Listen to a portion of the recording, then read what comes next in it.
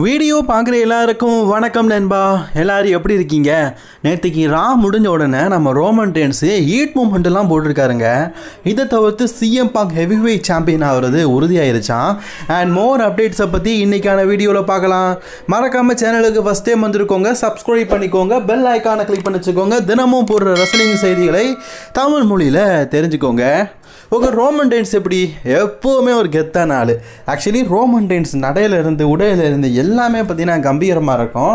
அது ரோமனுக்கு மட்டுமே உயித்தது. ஸோ அப்படிப்பட்ட ரோமன் ரெயின்ஸ் வந்து ஹீட் மூமெண்ட் போட்டிருக்காரு அப்படின்னா நம்புவீங்களா? எஸ், நடந்திருக்குது. நேற்றுக்கு ஜே ஊசோ பார்த்தீங்கன்னா ரோமன் ரெயின்ஸை சேவ் பண்ணுறதுக்காக ராக்கு வந்திருப்பார். ஆஃப் ரா, அதாவது ரா முடிஞ்சதுக்கப்புறமா ஜே ஊசோ பார்த்தீங்கன்னா ரசிகர்கள் முன்னாடி ஹீட் மூமெண்ட் போடும்போது நம்ம Roman Reigns tribal chief OTC the one அவரும் பார்த்தீங்கன்னா ஹீட் மூமெண்ட்டு போட்டிருக்காரு. இதை பார்த்த பல ஃபேன்ஸ் பார்த்தீங்கன்னா ஷாக்கிங்காக இருக்காங்க. Actually Roman Reigns heat moment எப்படி போட்டிருக்காருன்னா ஜே ஊசோ மாதிரி உடம்பு ஆட்டி அசைச்சு இல்லை. அவர் வந்து எப்படி சொல்ல, ஒரு ஹெவி வெயிட் ரெஸ்லர் எப்படி மூமெண்ட் போடுவாங்க அந்த மாதிரி தான் பார்த்தீங்கன்னா போட்டிருக்காரு. காமெடியாகவும் இருக்குது. அண்ட் ரோமன் ரெயின்ஸ் இந்த மாதிரிலாம் போட்டாரா அப்படின்னு கூட சில பேருக்கு டவுட்டாக இருக்கும். இதுக்கு ரோமன் ரெயின்ஸ் வந்து அவருடைய சோஷியல் மீடியாவில் என்ன சொல்லியிருக்காரு தெரியுமா? இதெல்லாம் உண்மை கிடையாது, அப்சல்யூட்லி ஏஐ அப்படின்னு சொல்லியிருக்காரு. அதாவது ஏஐயில் தான் என்ன ஹீட் மூமெண்ட் போடுற மாதிரி பண்ணியிருக்கிறாங்க அப்படின்னு. எப்பா, இது உண்மையிலேயே ஏஐன்னு கேட்டிங்கன்னா அப்படிலாம் கிடையாது. இது ரா முடிஞ்சதுக்கப்புறமா ரியாலிட்டிக்காக ரோமன் ரெயின்ஸ் பண்ண ஒரு ஹீட் மூமெண்ட்டு. இதை டபிள்யூபிள்யூ சோஷியல் மீடியாலேயே அப்லோட் பண்ணியிருக்கிறாங்க. அப்போ ஏன் ரோமன் ரெயின்ஸ் ஏன்னு சொல்கிறான்னு கேட்டிங்கன்னா சும்மா காட்டுன்னு சொல்கிறாராமா. ஏன்னா அதை தான் டிவியில் டெலிகாஸ்ட் பண்ணலை, சொல்லி பார்ப்போம் அப்படின்னு சொல்லிட்டு ரோமன் ரெயின்ஸ் பண்ணியிருக்காரு. ஸோ ரோமன் அண்ட் ஜே இந்த அளவுக்கு ஒற்றுமையாக இருக்கிறத பார்த்தா சம்மர் ஸ்லாமில் மேட்ச் வந்துடும் போல இருக்குதே. சிஎம் பாங்க் பார்த்தீங்கன்னா இப்போது வேர்ல்டு ஹெவி வெயிட் சாம்பியன்ஷிப்புக்காக மோத போகிறாரு. குந்தர் பார்த்தீங்கன்னா போன வாரம் ரால பேசுகிற செகமெண்ட்லாம் அப்படி தீப்பிடிக்கிற மாதிரி இருந்தது. அண்ட் பங்கும் பார்த்தீங்கன்னா இப்போ அவருடைய ஜெனரேஷனுடைய லாஸ்ட் ஏரியாவில் இருக்கிறாரு. அதாவது சிஎம் பங்க் பார்த்தீங்கன்னா கண்டிப்பாக ஹெவி வெயிட் சாம்பியன் ஆகியே ஆகணும் அப்படிங்கிற ஒரு இக்கட்டான சூழ்நிலை அப்படிங்கிற வார்த்தை சொல்லுவாங்கள்ல, அப்படிப்பட்ட சுச்சுவேஷனில் தான் இருக்கார். ஆக்சுவலி ரோமன் ரெயின்ஸுக்கும் சிஎம் பங்குக்கும் தான் ஒரு ஸ்டோரி போயிட்டு இருந்தது. அண்ட் டேக் டீமாக மாறுற மாதிரி நிறைய ஸ்டோரி, நிறைய விதமான பேச்செல்லாம் இருந்தது. அது எல்லாமே பார்த்தீங்கன்னா இப்படி டோட்டலி டிஸ்ட்ராக்ட் ஆகி இப்போது ரோமன் ரெயின்ஸ் கூட தான் பார்த்தீங்கன்னா ஸ்டோரி கிடையாது, இவருக்கு தனிப்பட்ட ஸ்டோரி தான் அப்படிங்கிற மாதிரி ஆயிடுச்சு. அண்ட் இப்போ ஹெவி வெயிட் சாம்பியனாக சிஎம் பாங்க் ஆகியே ஆகணும்.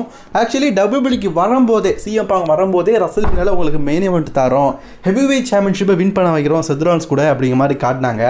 ஆமாம், நீங்கள் ஒரு ஸ்டோரி கேட்கலாம், செத் ராலின்ஸ்னு சொன்னபோது அவர் மணி இந்த பேங்க் வச்சுருக்காருன்னு. சமீபத்தில் நான் சொன்னேன், செத் ராலின்ஸ் பார்த்தீங்கன்னா நடக்க முடியாமல் 2 ஸ்டிக்கை எடுத்துக்கிட்டு நொண்டி பார்த்தீங்கன்னா நடந்து போகிறாரு, எல்லா ஷோக்கும் வராரு. பட் நான் பேக் சைடில் பார்த்தீங்கன்னா காலுக்கு ப்ரெஷர் கொடுக்காம நொண்டி தான் வராரு. ஸோ ரோமன் ரெயின்ஸோடைய ரிட்டன் நம்ம வந்துட்டு, ஆனால் செத் ராலின்ஸோட ரிட்டனுக்கு 4 ஆகும் அப்படிங்கிற மாதிரி சொல்லியிருந்தோம். அண்ட் சம்மர் ஸ்லாம் வேறு டே 1 டே 2 நடக்குது. 2 டேயும் பங்கமாக இருக்க போகுது. கண்டிப்பாக டே 1 ஃபேன்ஸுக்கு பிடிச்ச மாதிரி பண்ணணும், டே 2 எப்படி அமையும் நமக்கு தெரியும். ஃபேன்ஸுக்கு பிடிக்காத மாதிரி தான் அமைய போகுது, ஏன்னா கோடியோடைய வில்லத்தனம் இருக்க போகுது. இப்போது இந்த மேட்சை பார்த்தீங்கன்னா பயங்கரமாக கொண்டு போகணும் அப்படிங்கிறதுனால குந்தரை வீழ்த்தி சிஎம் பாங்க் சாம்பியனாக வாய்ப்பு இருக்குது அப்படிங்கிற மாதிரி சொல்லப்பட்டிருக்குது. குந்தர் சொல்லியிருப்பார், என் வாழ்க்கையில் முக்கால்வாசி நாள் நான் சாம்பியனாக தான் இருந்திருக்கிறேன், நான் இது நாள் வரைக்கும் சாம்பியனாக இல்லாமல் இருந்த நாளே இல்லைன்னு. அண்ட் குந்தர்கிட்ட ஒரு டைட்டில் போச்சுன்னா மினிமம் அந்த டைட்டில் ஒரு 250 நாளாச்சும் இருக்கும், அட்லீஸ்ட் ஒரு 300 நாளாச்சும் இருக்கும்.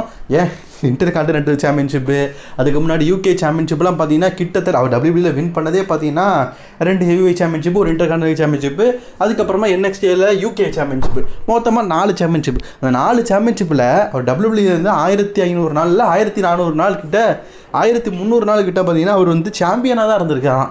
ஸோ அப்படிப்பட்ட நான் சுச்சுவேஷனில் இருக்கிறேன், கண்டிப்பாக சாம்பியன்ஷிப்பை தோக்க மாட்டேன்னு சொல்லியிருக்காரு. மேபி எனக்கு தெரிஞ்சு இதில் சிஎம் பாங்க் வின் பண்ணதுக்கு வாய்ப்புகள் அதிகமாக தான் இருக்குது.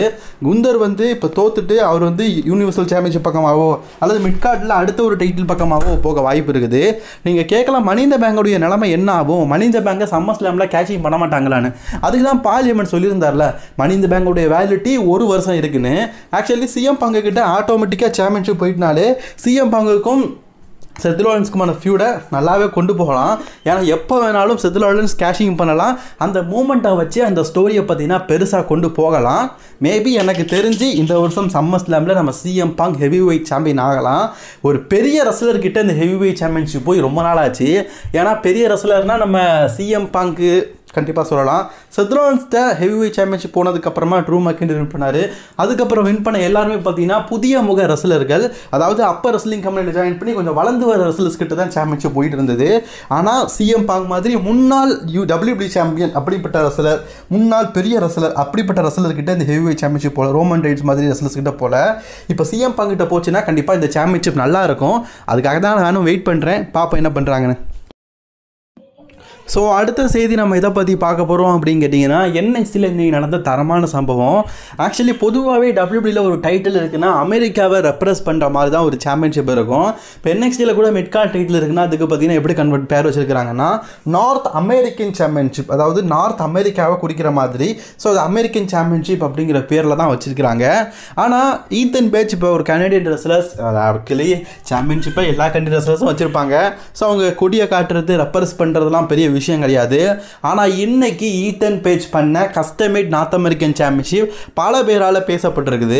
நானும் பார்த்தீங்கன்னா ஓப்பன் பண்ணி ஒரு புது சாம்பியன்ஷிப்னு சொல்லும்போது புது டிசைனை கொண்டு வந்திருக்காங்க போல இருக்குது. ஏன்னா நார்த் அமெரிக்கன் சாம்பியன்ஷிப் வந்ததுலேருந்து இப்படியே தான் இருக்குது. பட் ஆனால் ஃபேன்ஸ் பூ பண்ணது, சோஷியல் மீடியாவில் பேசினது இதெல்லாம் பார்த்து நானும் பார்க்கலான்னு பார்க்கும்போது ஷாக் ஆகிட்டேன். என்னன்னு கேட்டிங்கன்னா, நார்த் அமெரிக்கன் சாம்பியன்ஷிப்பை கனடியன் சாம்பியன்ஷிப்பாக மாற்றிட்டாரு. நார்த் அமெரிக்கன் சாம்பியன்ஷிப் அப்படின்னாலே அந்த நார்த் அமெரிக்கனுக்கு ஏதுவான அந்த நார்த் அமெரிக்கன் ஃப்ளாக் தான்.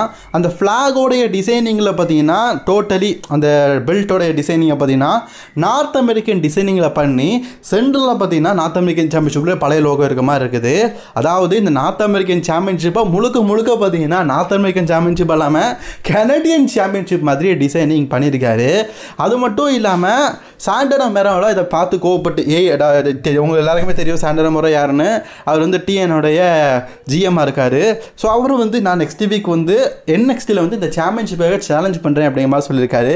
ஸோ சாண்டரா மெரோவில் பல வருஷத்துக்கு அப்புறமா WWEல சண்டை போட போகிறாரு. அதுவும் ஈத்தன் பேஜை எடுத்து இந்த சாம்பியன்ஷிப்புக்காக பெரிய விஷயம்ல. தி அண்டர்டேக்கர் லெஜெண்டரி ரெஸ்லர் அவர் இன்னைக்கு நடந்து முடிஞ்ச NXTக்கு வந்திருந்தார். NXTக்கு எதுக்குப்பா அண்டர்டேக்கர் வராரு அப்படின்னு நீங்கள் கேட்கலாம்.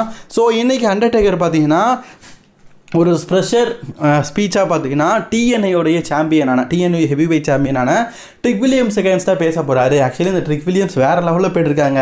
ஆல்ரெடி WWEல 2 டைம் பார்த்தீங்கன்னா NXT சாம்பியன்ஷிப்பை வின் பண்ணிட்டாரு, நார்த் அமெரிக்கன் சாம்பியன்ஷிப்பை வின் பண்ணிட்டாரு. இப்போ பார்த்தீங்கன்னா டிஎன்ஐ சாம்பியன்ஷிப்பை வின் பண்ணியிருக்காரு. அவரோட கெட்டப்லாம் வேறு லெவலில் இருக்குது, கவுபாய் மாதிரி. இப்போ அண்டர்டேக்கர் கூடயே நேருக்கு நேர் பேசுகிற அளவுக்கு பெரிய ஆளாயிட்டாரு. ஸோ ரெப்ரஸன்டேட்டிவ் அப்படிங்கிறதுல பெருசாகிட்டாரு. அண்ட் 2 பேரும் பேசி 2 பேருக்குள்ள சண்டை ஏற்பட்டதில் அண்டர்டேக்கரை பற்றி தெரியுமே, பேச்சுக்கு பேச்சினாலும் வீச்சுக்கு வீச்சில் கரெக்டாக இருப்பான்னு. கோவம் அடைஞ்ச அண்டர்டேக்கர் பார்த்தீங்கன்னா இவருக்கு ஜோக்ஸ்லாம் போட்ட செக்மெண்ட்லாம் நடந்தது. டோட்டலி இன்னைக்கான NXT வந்து ஒரு மெயின் ஷோ மாதிரி இருந்தது. பார்க்காதவங்க பார்த்துக்கோங்க. தி அண்டர்டேக்கரை ரொம்ப நாள் கழிச்சு பார்த்தோம்.